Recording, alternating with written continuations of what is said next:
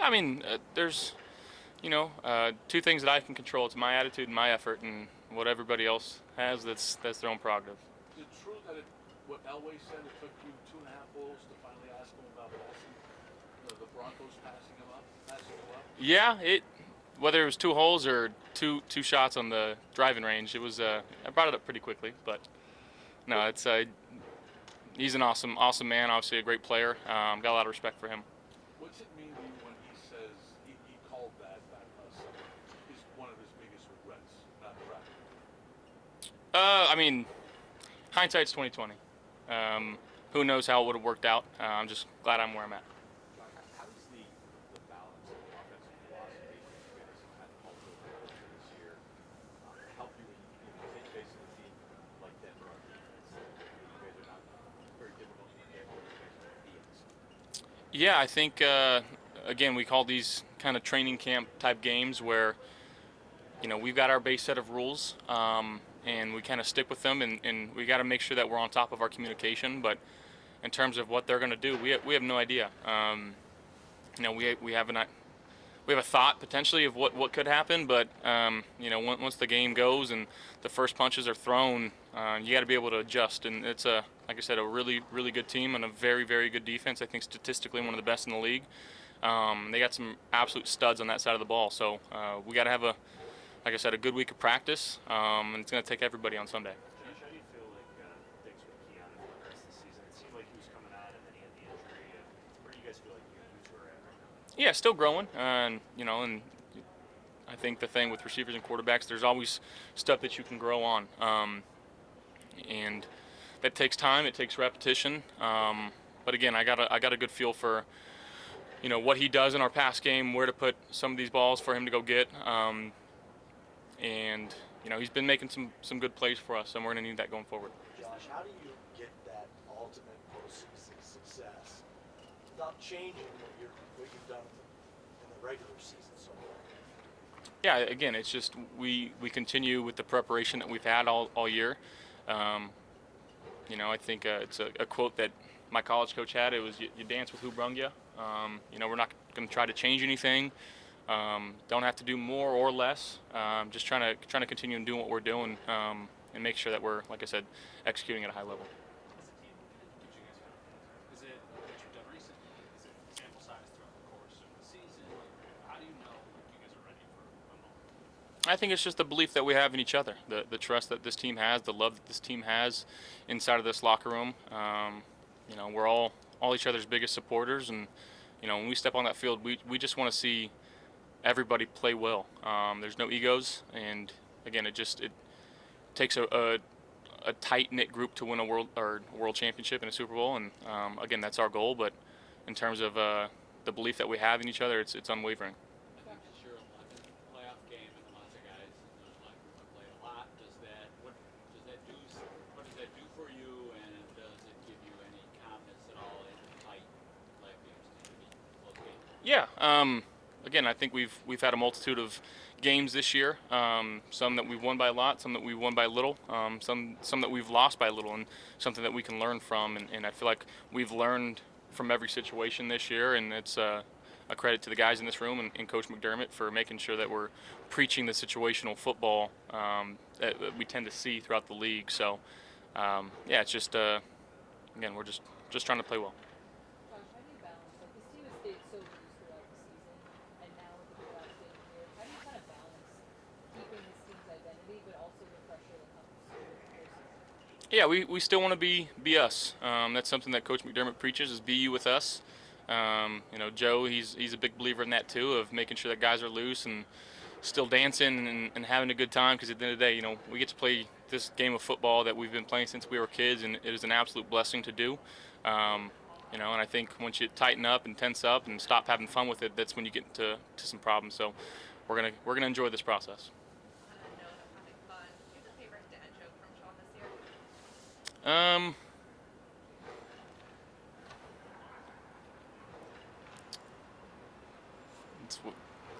What did the Buffalo say to his son when he went to college?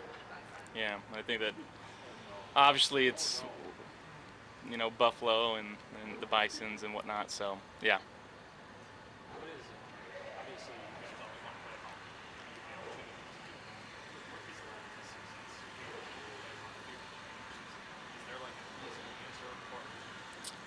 I mean, I think operational-wise on the offensive side of the ball, we get to use cadence, and that helps with snap timing within our motions. Obviously, what Joe's done with the type of motions and shifts that we have here, it's very crucial to our offense. On defense, when it's loud and our fans can get into the game and force a false start or force a delay of game, the momentum that gives us, it can't be measured. And I think, our fans have been fantastic this year, and we're going to need them going forward. You've done playoff experience, a lot of the guys on the roster do as well. There's also a lot of new guys on this team.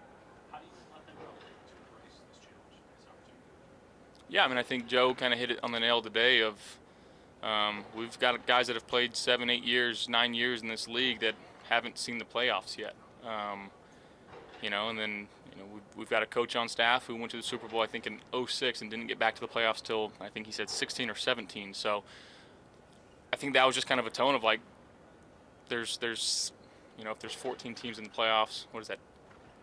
18 teams at home right now, good math. 18 teams at home that aren't playing this week, and that's something that we need to, we can't take for granted. And it's something it's hard to do in this league at a consistent level.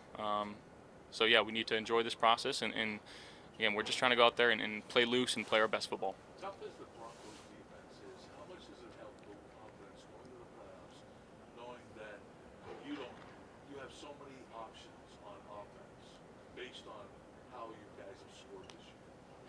How much does that build confidence? It builds a lot of confidence. To go out there and know that our guys have the ability to run certain plays and certain concepts and stuff that we've been good at. But again, I think it comes down to playing our best this Sunday, and nothing that we've done in the past matters. It's all about who executes better and who scores one more point. Josh, talking to the offensive line, a lot of them have said the difference this year in protecting you and creating holes for the running backs have been just the communication between each other. Why are you proud of that communication that you've seen between them that they've kind of took upon themselves? Oh, I'm so proud. I mean, to hear some of the things that they talk about right before the ball snapped, it's very impressive. We've got 5 guys that are extremely smart, that are talented, obviously, and you don't have that type of success without a good O-line. And they've been one of the best in the business this year, and I think they're the best. And I love those guys. Thank you guys. Mel, there'll be bonds coming right here. I'm just gonna go work on locker room stuff. One's coming. So he's coming, another press conference, and then there's probably one after that as well. One's on his way. Is it just Josh and Bond?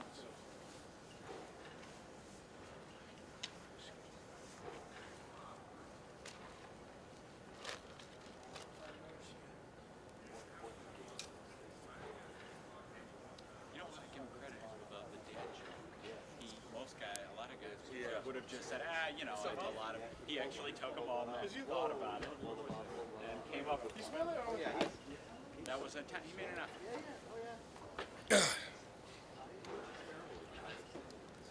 All right, Bond, I think this is your 14th or 15th playoff game coming up. How do you strike a balance between, you got to kick it up a notch in the playoffs, but you don't want to put more pressure on yourself? Dang, 14 playoff games. You know more than me. For me, I kind of find relief in the playoffs. For one of them, I've had 14 games, to play in these playoff games, and I've been on teams that we weren't supposed to win, and I've been on teams we weren't supposed to win and we win, and we weren't supposed to win and we win. I've been on teams where we're supposed to win and we lose. So I just know how important it is, not necessarily the actual game. It's the small moments that lead up into the game. The anxiety is already going to be what it is, and nervousness is going to be whatever it is. And for me, I'm able to just break it down to like truly one day at a time, and not even one day at a time, but one moment at a time. So we just had practice, win practice, and we got meetings, do my best in meetings, and that leads up to the game. For me, it kind of increases the confidence and kind of drives down the anxiety. So I'm able to whatever plays that I'm in there is give the most and play how I play. And a little bit of favor, and a little bit of luck from God, and there you go, Super Bowl MVP. What are your emotions going into facing the Broncos? I had 2 days to really think about it, and it's all love. I can't even start to play that delusion of it's hatred or uh, I can't even start to play that game. That I will put myself so far in a place that's not even close to being reality. That would be it would be hurtful to the way I want to play. I love those guys. I love everything about the Denver Broncos. I pay close attention to the Denver Broncos. You know, I haven't even talked to Bo Nix or follow him on Instagram or nothing like that. And I feel like I know Bo Nix just by staying in touch with Broncos country and staying in touch with the Broncos. I know they're building a new facility. They got new jerseys. You know, all the new players from Mims and you know all the guys. Never met these guys, but I feel like I've met them because I pay so close attention to the Denver Broncos. Still close with Patrick Surtain, Cortland Sutton, Garrett Bowles. We probably talk once or twice every single month. Last month, we never even had the idea that we would be in a playoff game playing into each other, like playing against each other. But me and Garrett Bowles, we talk like it's when I'm on the phone with Garrett Bowles, it doesn't feel like he's on the Denver Broncos, on the Buffalo Bills. It just feels like we're in a locker room on whatever team it is, and we just you know catching up with each other. It's all love and respect. And when I watch those Broncos games, yeah, some players that I don't know, but the infrastructure of the team and the people like from Patrick Smythe and you know Flip and all the guys that have been there, that's still the same. It still looks so familiar when I watch these games. So can't even start to play that. It's the Denver Broncos. I want to win. It's nothing but love. But those small 3 to 4 second bursts when I'm playing in the game, that 60 minutes when I'm out there, I want to win. I want to win the game. I want to beat the Denver Broncos. It's all love at the end of the day. But those small 3 to 4 second bursts, I gotta go through these guys to get where I want to go. And it's kind of weird, but that's just how crazy the NFL is and the universe is. So instead of trying to fight it, I just embrace it. It's a cool event, you know, to be able to play against this new and improved, you know, Denver Broncos. The last time that they made the playoffs was, you know, last time we won a Super Bowl. So it's a full circle moment, and it's nothing but love and respect for the Denver Broncos and Broncos country for sure. Bowles, you mentioned him. He's had a great year. What do you see from him now? You saw him when he was a rookie in 2017. Well, like I said, I'm biased, and whenever you ask me about one of my guys, I'm going to say the same thing. I feel like he's one of the best left tackles in the league. You know, I've seen him grow from when he came in till the guy that he is now. He's the longest tenured Denver Bronco on the team. And it's crazy because when he came, it was probably year 7. It was probably year 7 for me when I was there, and now he's the longest tenured Denver Bronco there. So it's an incredible moment. Like Garrett Bowles is one of the best tackles in the league. He's playing really, really good. And you know, he's gonna play really good on Sunday. We just gotta find a way to be able to make plays. You know, he's played against some of the top pass rushers in the league, from Khalil Mack and all the other pass rushers that he goes against, and he does an excellent job. So we just gotta find our small windows to go in there and make plays. And not only the offense, I pay attention to the defense too with the Denver Broncos, from you know, Jonathan Cooper to Nick Benito and Zach Allen. Like, those guys are rushing up. I think they just broke the Broncos most sacks in the season by the Denver. I'm telling you, like, I pay close attention to the Denver Broncos. I love the Denver Broncos. It's just those small 3 to 4 second bursts when I'm in the game. I have a job to do and I want to win. For you and just all the playoff success you've had, experience, like how do you share that message with some of the younger guys? First and foremost, for me, I have to understand that it's year 14 for me, but it's year 1 or 2 or 3 or 4 for those guys playing in the playoffs. So I got to meet them where they at. And I got to, whatever portion that they willing to take, I got to give it to them. I can't force too much information. I can't force my mindset. And I think as I get older and I mature, I get better at that. You know, it's not about, you know, my experiences with the Denver Broncos or the LA Rams. I can use that and reference that, but this is a totally different team with totally different players. It's not a cookie cutter where this is how we did it in 2015, this is how we did it in 2021, and this is how we're going to. I can't have that approach. It's a different team with different vibes and different players. So I always lean on my experience and all the things that I've done to be able to meet them where they at and give them the information whatever they can accept. So as a leader, I've gotten better at that. And whether it's G, I'm not going to talk to G about, you know, coming in, you got to do this. I'm gonna talk to G, and if he asks me something about the game, I'm gonna give him my point of view. I'm gonna give him what helps me, and leave it at that. I'm not gonna overfeed any of these guys when it comes to information. What's convinced you, or what in your mind makes you believe that this is the year for the Buffalo Bills? I mean, you asking, you asking me. I know you're always optimistic. You asking me. We're here, and now we're playing Denver Broncos. Those 6 years that we didn't make the playoffs, I truly felt, whether it was Case Keenum, Trevor Siemian, whether it was Paxton Lynch, whether it was Brandon Allen, it didn't matter what quarterback. I felt like we had a chance to go to the Super Bowl. So I'm not the the best to ask, because I'm just so optimistic with the guys that I'm with in the game that I play. But reality is, we have a pretty good team, and I don't have to use my optimistic brain to force that. We have a really good team. We have a really good coaching staff. We have a really good quarterback. We play really good defense. Now we're in the postseason. You got to take it one day at a time, as I said before. The game, in my opinion, isn't won on Sundays or Saturdays. It's won today. It's those moments that we're in right now that builds up the confidence.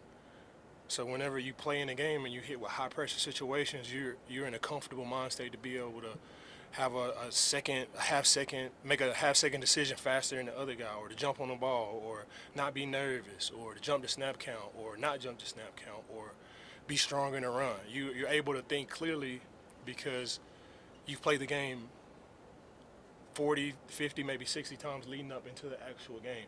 And it's easier for me to do that in the postseason compared to the regular season, because you have 18 weeks of different variables. Now it's just 1 week, and like I said before, you break it down to one day and just small moments within that day. Because you've played 7 blowout games where some of the starters haven't had to play a lot in the fourth quarter, and then you got the rest against New England. Just how do you feel for a week?